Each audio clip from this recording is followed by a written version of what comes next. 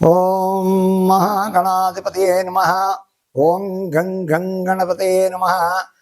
అయ్యా, ఇప్పుడు రాబోయే మార్చి 30వ తారీఖు నూతన సంవత్సరం ఉగాది. విశ్వావసునామ సంవత్సరం అనే పేరుతోటి విశ్వావసునామ సంవత్సరం వస్తోంది. దానికి రవి రాజు ఎవరయ్యా అంటే రవి అయ్యారు. అలాగే మంత్రి చంద్రుడు అయ్యాడు, సేనాధిపతి రవి అయ్యాడు.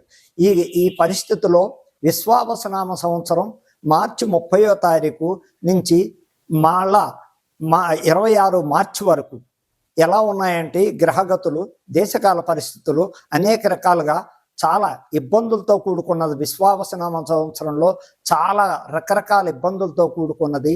మంత్రి రాజుకి రాబోయే కాలం రాజు ఎవరయ్యా అంటే రవి అయ్యాడు. ఆ రవి అవ్వడం చేత శత్రువులు ఎక్కువ ఉంటారండి రాజుకి. అలాగే మంత్రికి వచ్చేసరికి ఇబ్బందులు రకరకాలుగా ఉంటాయి. సేనాధిపతి అలాగే రవి అయ్యాడు. ఇందు మూలంగా రాబోయే కాలం విశ్వావసునామ సంవత్సరం ఏ విధంగా ఎలా ఉంటుంది అంటే పరిపాలనా విధానంలో కానీ పెద్ద పెద్ద రాజకీయ నాయకులకి పెద్ద ఇది ఉన్న వాళ్ళందరికీ కూడా చాలా రకాల ఇబ్బందులు వస్తాయి దేశకాల పరిస్థితులు. అందులో భారతదేశానికి కొంచెం రాబోయే కాలం అంతా విశ్వావసునామ సంవత్సరంలో రాబోయే కాలం అంతా చాలా కష్టాలతో కూడుకున్నదని ఎవరికయ్యా అంటే దీన్ని సినిమా వాళ్ళకి చాలా ఇబ్బందులు ఉన్నాయి. పెద్ద సినీ పరిశ్రమలకి పెద్ద హీరోలకి ఇబ్బందులు తప్పవని చెప్పడానికి అనేక రకాలుగా కనపడుతోంది విశ్వావసునామ సంవత్సరం. అలాగే మంత్రి పదవుల్లో ఉన్న వాళ్ళకి పెద్ద పదవుల్లో ఉన్న వాళ్ళకి కూడా అన్ని విధాల ఇబ్బందులు, చాలా చికాకులతో కూడుకున్నది. ఏ ప్రభుత్వంలోనూ కూడా ఎక్కువ ఎక్కడక అంటే భారతదేశంలో పెద్ద నాయకులు గండాలు కూడా కనపడుతున్నాయి. ఆ గండాల నుంచి తప్పించుకోవడానికి భగవంతుడి దయ వల్ల భగవత ఆరాధన, రాజశ్యామల యాగం చేయించుకోవడం కానీ, వారాహిదేవుని పూజించడం కానీ ఇలాంటివి చేసుకుంటూ ఉంటే కూడా మంత్రులు కానీ సినిమా వాళ్ళు కానీ పెద్ద పొజిషన్లో ఉన్న వాళ్ళంతా కూడా అతి జాగ్రత్తలు పాటించాలి. నోరు అదుపులో పెట్టుకుని మాట్లాడుతూ ఉండాలి. తొందరపాటు ఉండకూడదు. దేశకాల పరిస్థితులు ఎలా అంటే మన భారతదేశంలో ఉన్న ప్రతి రాష్ట్రంలోనూ చాలా చేర్పులు మార్పులు, మంత్రులు మారిపోవడం కానీ, దేశకాల పరిస్థితుల్లో అప్పటికప్పుడు సడన్గా విపత్తులు వచ్చి సస్పెండ్ అవ్వడం కానీ, మంత్రుల్లో కానీ రాజుల్లో కానీ అనేక రకాల ప్రాబ్లమ్స్ రావడానికి విశ్వావసునామ సంవత్సరంలో చాలా ప్రాబ్లమ్స్ కనపడుతున్నాయి. అలాగే రాబోయే కాలాన్ని చూస్తుంటే ఆఖరికి దేశకాల పరిస్థితుల్లో పరిపాలన తగ్గిపోతోంది. స్వార్థపరులు ఎక్కువైపోయారు. ఇప్పుడు తెలుగు రాష్ట్రాలే మనకి నిదర్శనం. ఈ తెలుగు రాష్ట్రంలో పరిపాలన లేదు. ఒకళ్ళు బురద జల్లుకోవడం, కక్షలు తీర్చుకోవడం, వీళ్ళని జైల్లో పెట్టించడం. అయ్యో పరిపాలన లేదు ఇక్కడ, ఏ విధంగా పెడదామనే ఎక్కడ ఎవరిలోనూ పగతో సాధించే పరిపాలన నడుస్తోంది. కానీ తెలుగు రాష్ట్రాల్లో ఎక్కడ అయ్యో మన చేతికి పరిపాలన వచ్చింది, గతంలో వాళ్ళు ఎలా చేశారో ఏం చేశారో మనకు అనవసరం, ఇప్పుడు మన చేతిలో మన రాష్ట్ర పరిపాలన మన చేతికి వచ్చింది, మనం ఈ విధంగా ప్రజలను ఆదుకోవడం, వాళ్ళ సంక్షేమ పథకాలు, విద్యా సౌకర్యాలు ఎక్కడికక్కడ వాళ్ళకి లేని వాడికి పెన్షన్లు ఉన్నవా ఇచ్చేస్తూ రకరకాలుగా చదువుకునే పిల్లలకి విద్యావంతులు చక్కగా వాళ్ళ సహాయపడి రకరకాలుగా వాళ్ళకు ఉపయోగపడండి. అంతేగాని స్వార్థం, మన చేతిలో ఒక రాజ్యం వచ్చిందని గతంలో ఎవడో చేశాడు వాడిని ఏదో జైల్లో పెట్టిద్దాం, వీడిని తన్నిద్దాం, ఇది కాదు చేయవలసిన పని. మీరు మళ్ళా వచ్చే ఎన్నికల్లో నిలబడాలంటే ఎలాగైనా మధ్యంతర ఎన్నికలు కనపడుతున్నాయి భారతదేశానికి. ఏమో చెప్పలేము. ఎనీహౌ 2027 2026 అనే టైంలో తప్పకుండా జమినీ ఎలక్షన్ పడడానికి అవకాశాలు ఉన్నాయి. కొన్ని ప్రభుత్వాలు కూలిపోయేది కూడా కనపడుతోంది. అలాగే సీఎంలు కూడా మారే ఛాన్స్ కనపడుతోంది ఈ సంవత్సరం. ఎక్కడనే చెప్పలేం, ఏ రాష్ట్రంలో అయినా సరే అవ్వచ్చు. సీఎంలు మారడానికి అవకాశాలు ఉన్నాయి అన్ఎక్స్పెక్టెడ్గా. కానీ వాళ్ళ పార్టీ ఉంటుంది, కానీ సీఎంలు మారుతారు. ఆ సీఎంలు మారాక మళ్ళా పరిస్థితుల్లో కొన్ని మార్పులు జరుగుతాయి.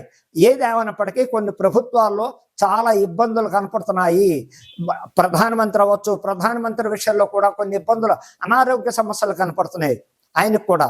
ఆ విధంగా ఆయన చాలా దైవభక్తుడు, ఎన్నో రకాలుగా కాశీ విశ్వేశ్వరుని బాగా ఆరాధిస్తాడు. ఆయనకి దైవ నమ్మకం, బాగా శివుని బాగా ఆరాధిస్తారు.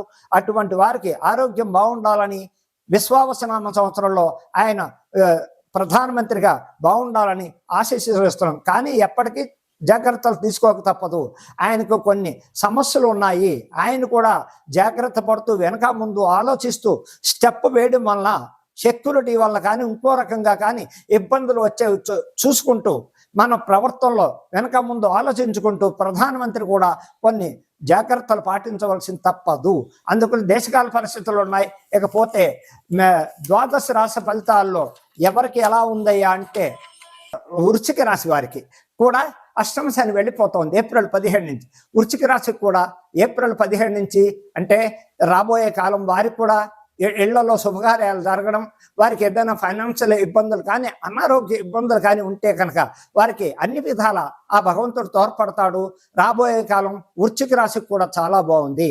శతభిష నక్షత్రం కుంభరాశి వారికి ఆదాయం 8, వ్యయం 14, రాజపూజ్యం 7, అవమానం 5. అయినప్పటికీ శతభిషం కుంభరాశి, పూర్వభాద్ర కుంభరాశి వాళ్ళకి ఈ సంవత్సరం ఎలా ఉందంటే కొంచెం ఆగస్టు వరకు జాగ్రత్తలు తీసుకోక తప్పదు.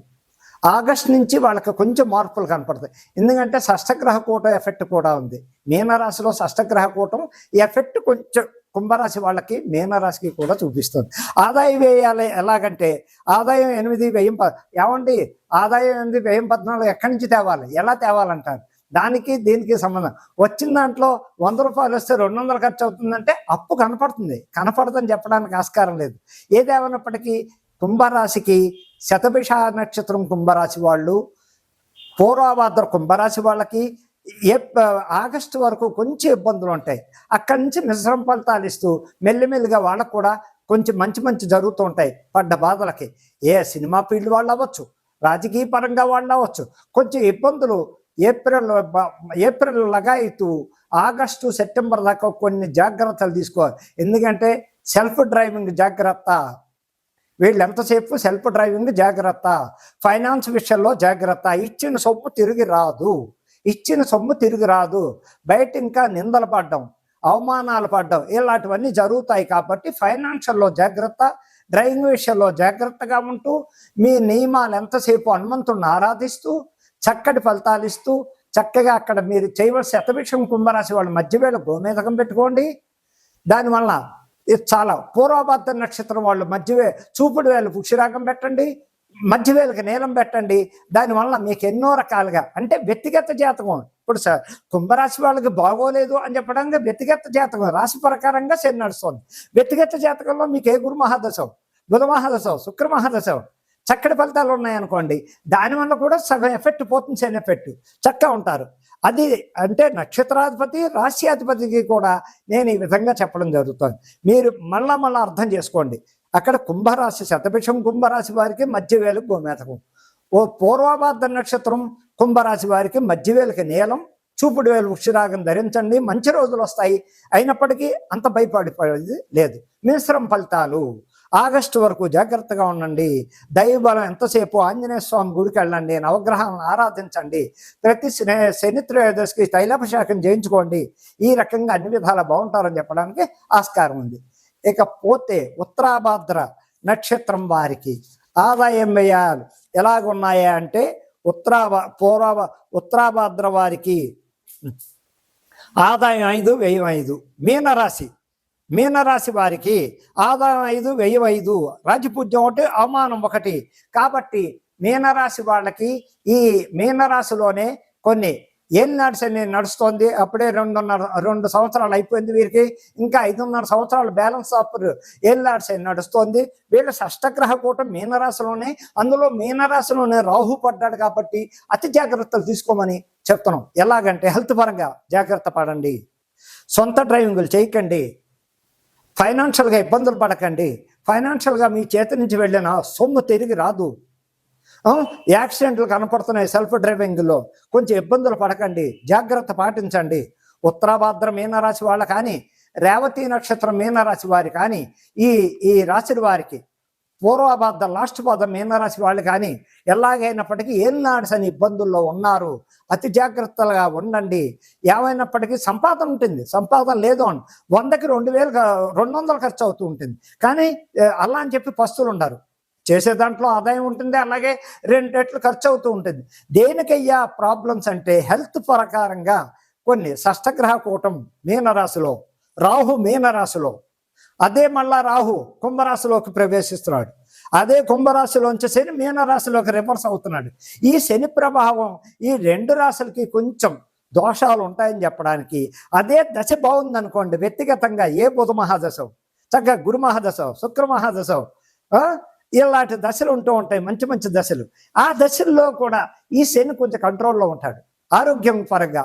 ఏదైనా ఇప్పుడు పిల్లలు లేని వాళ్ళ పిల్లలు అనుకుందాం, కొంచెం టైం తీసుకుంటుంది. ఎందుకంటే దేశకాల పరిస్థితులు బట్టి చూస్తే మళ్ళా పంచాంగ లెక్కల ప్రకారంగా చూసిన మీనరాశి వారికి సంతాన ప్రకారంగా చూసిన, వివాహ ప్రకారంగా చూసిన, ఫైనాన్షియల్ ప్రకారంగా, వ్యాపార పరంగా చూసిన అన్ని రంగాల్లో ఎప్పటి నుంచి అయ్యా వీళ్ళకి పూర్తి మార్పులంటే చక్కగా వచ్చే 26 మార్చి ఉగాది దాకా షష్టగ్రహ కూడా ఎఫెక్ట్ కొంచెం తగులుతూ ఉంటుంది. అందులో రాహు కూడా ఉన్నాడు. రాహు కుంభరాశిలో షిఫ్ట్ అవుతున్నాడు. అయినప్పటికీ ఈ శని మళ్ళా కుంభరాశిలో శని మీనరాశిలో షిఫ్ట్ అవుతున్నాడు. కొంచెం ట్రబుల్స్ ఉంటాయి. అయితే ఒకటి సంతాన యోగం అయితే కలగడానికి ఆస్కారాలు కనపడుతున్నాయి. ఫైనాన్స్ ఇబ్బందులు ఉంటాయి. ఉద్యోగంలో కొంచెం కొంచెం స్వల్ప మార్పులు కనపడతాయి. వ్యాపారంలో ఇబ్బందులు ఉంటాయి. సెల్ఫ్ డ్రైవింగ్లో యాక్సిడెంట్లు ఉంటాయి. ఇవన్నీ అర్థం చేసుకుంటూ వ్యక్తిగత జాతకాన్ని కూడా చూసుకుంటూ మీరెంతసేపు ఇక్కడ మీనరాశి వారు గురువుని, బాబా గారిని బాగా ఆరాధించండి, వినాయకుడిని బాగా ఆరాధించండి. ఎంతసేపు వినాయకుడిని, బాబా గారిని, అంటే గురుదక్షిణామూర్తి అవ్వచ్చు, దత్తాత్రేయ అవ్వచ్చు, దత్తపారాయణ. అప్పుడు ఈ శనిపీరుల్లో కనుక మీరు మేధా దక్షిణామూర్తి పారాయణ చేయడం వల్ల కాడ, మేధా దక్షిణామూర్తిని దర్శనం ప్రతి గురువారం దర్శనం చేయడం వల్ల కాడ, కాలభైరవాష్టకం చదవడం వల్ల కూడా, కాలభైరవ దర్శనం చేయడం వల్ల కూడా ఈ శని ఈ రాశి వారికి, మీనరాశి వారికి కలిసి రావడం మంచి జరుగుతుంది. అంటే ఇబ్బందుల్లోంచి బయటపడుతూ ఉంటారు. ఇప్పుడు సంతానం కావాల్సిన వాళ్ళు ఎంతసేపు సుబ్రహ్మణ్యేశ్వరుని కొలవండి. ఆ సుబ్రహ్మణ్యేశ్వరుడు కూడా ప్రతి మంగళవారం ఆ సుబ్రహ్మణ్యేశ్వరుడికి పాలు పోయడం, ఆ పాలు తాగండి. ఆయన పోసిన పాలు, సర్పాల నుంచి పోసిన పాలు తాగండి. సంతానం కావాల్సిన వాళ్ళు చక్కగా సుబ్రహ్మణ్యేశ్వరుని ఆరాధించండి, సంతానం కలుగుతుంది. భూకారకుడైన సంతానకారకుడే, అక్కడ ధనకారకుడే ఆయనే. ఇల్లు కావాలన్నా, భూమి కావాలన్నా, సంతానం కావాలన్నా సుబ్రహ్మణ్యేశ్వరుడు అనుగ్రహం లేనిదే జరగవు. అలాగే వారాహిని బాగా కొలవండి. ఈ 2 రాసుల వాళ్ళు ఇప్పుడు వారాహి ప్రత్యంగిరి దేవతని ప్రతి మంగళవారం కొలవండి. వీళ్ళకి అతి కష్టాల్లోంచి బయటపడడానికి అవకాశాలు ఉన్నాయి. కాబట్టి స్వస్తి. ఈ 12 రాశి, ద్వాదశ రాశి వాళ్ళకి ఈ విధంగా ఈ రాబోయే కాలం మార్చి 30 నుంచి విశ్వావసనామ సంవత్సరంలో జాగ్రత్తలు పాటిస్తూ దైవారాధన చేసుకుంటూ చక్కటి ఫలితాలను పొందండి. అనేక నమస్కారాలు. ఓం మహాగణాధిపతియే నమః. మా ఇప్పుడు కాలం రాబోయే సంవత్సరంలో మార్చి 30వ తారీఖు విశ్వావసనామ సంవత్సరంలో రాజకీయ పరంగా చాలా ఇబ్బందులు కనపడుతున్నాయి. ప్రతి చోట, ప్రతి స్టేట్లోనూ, ప్రతి కంట్రీలోనూ అనేక రకాల ప్రాబ్లమ్స్ కనపడుతున్నాయి. ఎలాగంటే రాజకీయ నాయకులకు పడక పక్కనున్న వ్యక్తికే తన సాటివాడు మంత్రి అయినప్పటికీ, వీడు మంత్రి అయినప్పటికీ కూడా ద్వేషాలు పెరిగిపోవడం, ఒకళ్ళొకళ్ళు ద్వేషించుకోవడం. ఇప్పుడు ఈవేళ మీడియాలకి దగ్గరికి వస్తువులకు వీళ్ళు మీడియా దగ్గరలాగా ప్రవర్తన, అసలు ఎవరి ప్రవర్తన బాగోలే రాజకీయ నాయకులు. ఎలాగంటే వాళ్ళు ఎంతసేపు వాళ్ళు గొప్పలు చెప్పుకోవడమే కానీ ఎంతసేపు నేను ఇలా నానాలాగంటూ ప్రజలకు మేలు చేసే నాయకుడు అంటూ ప్రస్తుతానికి రాజకీయాల్లో లేవు. ఇప్పుడు జరుగుతున్న కాలం గురించి చెప్తున్నాను. గతంలో ఎవరేం చేశారో మహానుభావులు అవన్నీ మనకు ఇప్పుడు జరుగుతున్న ఈ కొత్త సంవత్సరంలో ఎవరైతే సీఎంలు ఉన్నారో, ఎవరైతే పెద్ద పెద్ద నాయకులు ఉన్నారో వీరంతా చాలా తప్పులు చేస్తున్నారు. పరిపాలన పాటించండి అయ్యా, ప్రజలను ఆదుకోండి అయ్యా, ప్రజలకు సంక్షేమ పథకాలు ఇవ్వండి అయ్యా, వారికి విద్యా సౌకర్యాలు కల్పించండి అయ్యా, విద్యార్థులకు సౌకర్యాలు కల్పించి వాళ్ళకి రేషన్ ఫీజుల దగ్గర నుంచి సహకరించి ఎంతో కొంత సహాయం చేసి వాళ్ళు బాగా చదువుకుని విద్యార్థులకి స్కాలర్షిప్లు ఇచ్చి, మెరిట్లు, ర్యాంకులు ఇచ్చి వాళ్ళని ఆదుకోండి. అంతేగాని ఎంతసేపు నేను సీఎంని అయ్యాను, నేను పెద్ద మంత్రిని అయ్యాను అని చెప్పుకోవడం కాదు. పరిపాలన పాటించండి. ముందు స్వార్థం చూపిస్తున్నారు. ఆ స్వార్థం మంచిది కాదు. రాజకీయ నాయకుల్లో ప్రతి చోట జరుగుతున్నది ఏంటంటే నేను ముఖ్యమంత్రిని అయ్యా, అయ్యో దేనికోసం అయ్యో, ఈ ప్రజలు ఎన్నుకుంటే అయ్యో నీ సొంతంగా నువ్వు నగ్గలే. ఈ ప్రజలు ఇన్ని లక్షల మంది, ఇన్ని కోట్ల మంది నీకు ఓటేస్తే నువ్వు గెలిచావు. ఆ ప్రకారంగా అప్పుడు నువ్వు ఆ ప్రజలు ఏ విధంగా అయ్యా ఈ సహాయం కావాలంటే నెలల తరపుడు అపాయింట్మెంట్ ఇవ్వరా? 2 నెలలైనా మీ పక్క పిఏ అంటాడు ఇంట్లో ఉండగా కూడా సార్ ఇప్పుడు కలవడు. అంటే ఓట్లు వేయించుకోవడానికి వచ్చిన పూర్ గుడిసెల్లోకి వచ్చి, మట్టి పొలాల్లోకి వచ్చి అందరిళ్ళ దగ్గరికి వచ్చమ్మా మాకు ఓటేయండి అని అడుక్కుని వాళ్ళ ఓటుకు నోటికింతని చెప్పి మీరు చేయించుకున్న దాంట్లో అప్పుడు లేని బాధ. మీరు ఒక మంత్రి పదవి ఎక్కి సీఎం పదవి కుర్చీలో కూర్చున్నాక ఆ వేళ ఎందుకు కనపడరు ఈ ప్రజలకి? ఏ సహాయం చేస్తున్నారని చెప్పి రాజకీయ పరంగా స్వార్థం కాదు. మీరు ఉండాలి, రాజకీయంగా ఉండద్దు, మిమ్మల్ని ఎవరు పోటీ చేయొద్దని చెప్పాం. రాజు ఉండాలి, మంత్రి ఉండాలి, అక్కడ ప్రధానమంత్రి ఉండాలి. దానికి స్వార్థపరంగా రాజకీయాలు చేయకండి, ప్రజలను ఆదుకోండి. ప్రజల దగ్గర నుంచి మీరు ఓటు పొందారు, ప్రజాదరణ మీకు వచ్చింది, ఇన్ని లక్షల మెజార్టీతో మీరు నగ్గారు. ఆ నగ్గినందుకు మీరు ఎవరినాయి? మీలో మీరు డబ్బులు పంచుకోవడానికా? వచ్చిన సంక్షేమ పథకం మీకు వచ్చిన ఫండ్స్ అన్ని సెంట్రల్ గవర్నమెంట్ నుంచి వచ్చిన ఫండ్స్ అంతా ఏమైపోతున్నాయి? ఎక్కడ పోతున్నాయి ఈ ఫండ్స్? ఎవరికి ఇస్తున్నారు? చెప్పండి.